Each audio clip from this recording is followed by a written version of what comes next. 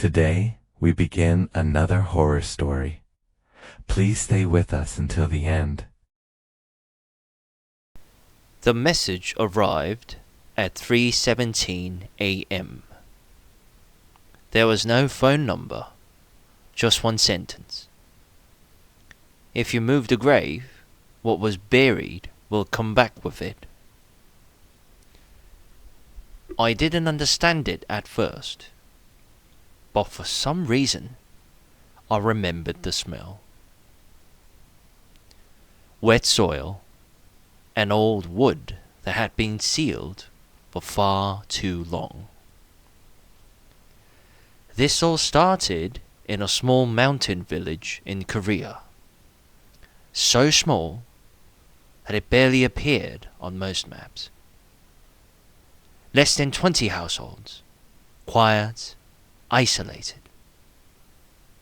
The village chief said an old grave had to be relocated. A road was being built nearby. The problem was how old the grave was. No one had touched it for nearly 300 years. The excavation, the digging, began before sunrise. Fog still covered the mountain, thick and heavy. When the first shovel hit the ground, no one spoke, but everyone felt it. The soil was unnaturally cold. The coffin was buried deeper than expected, and strangely intact. The wood wasn't rotten. The nails weren't even rusted. It looked almost new, as if it had been buried just yesterday. When they opened the coffin, one of the workers collapsed backward. There was no body inside.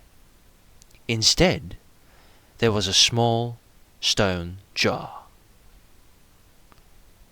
Its lid was sealed tight. Old characters were carved into its surface, but no one could read them. Every time someone tried to take a photo, the image came out blurred. Every time. That's when the village stopped feeling ordinary and normal. Everything felt different from that point on. The chickens stopped crowing. Dogs barked at night, always facing the same direction. And the children said something strange. The ground is breathing. The jar was moved to the village hall for temporary storage. That night, the security camera recorded something. The hall was empty, but the jar's shadow slowly shifted. The light never moved, but only the shadow did. The next morning, a pile of soil was found inside the entrance. No footprints. It looked as if the ground itself had pushed the dirt upward. A shaman was called. The moment she saw the jar, she shook her head and said, "That wasn't a grave. It was a seal."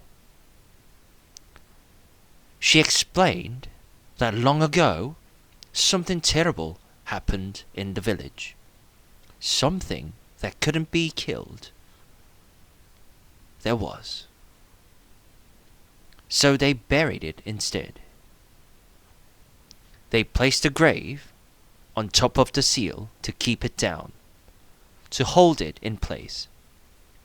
She warned them.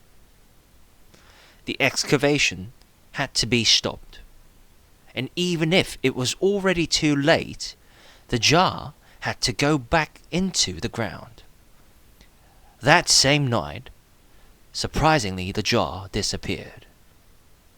The doors were locked, the windows were closed. But the cameras showed nothing. Except one single frame. In that frame there was a figure.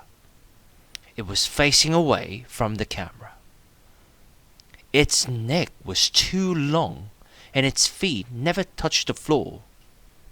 After that, people began to vanish, one by one.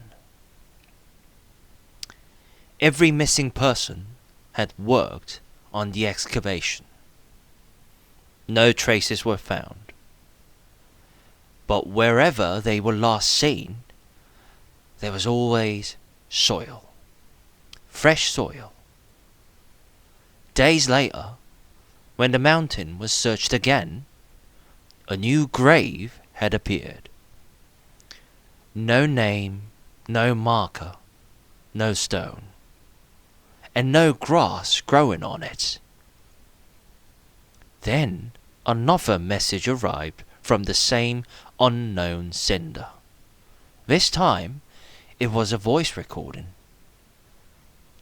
The quality of the audio was poor, but the words were clear. It needed a new place to be buried. The village still exists. You can find the village on the map. But satellite images show something strange. The graves shift slightly each time the image updates. No one moves them, and no one can move them. Some say the number of graves now matches the number of people who disturbed the seal.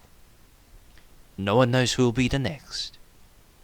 But those who climb the mountain sometimes hear a sound, a dull knocking, coming from beneath the ground, as if something inside is asking to be let out.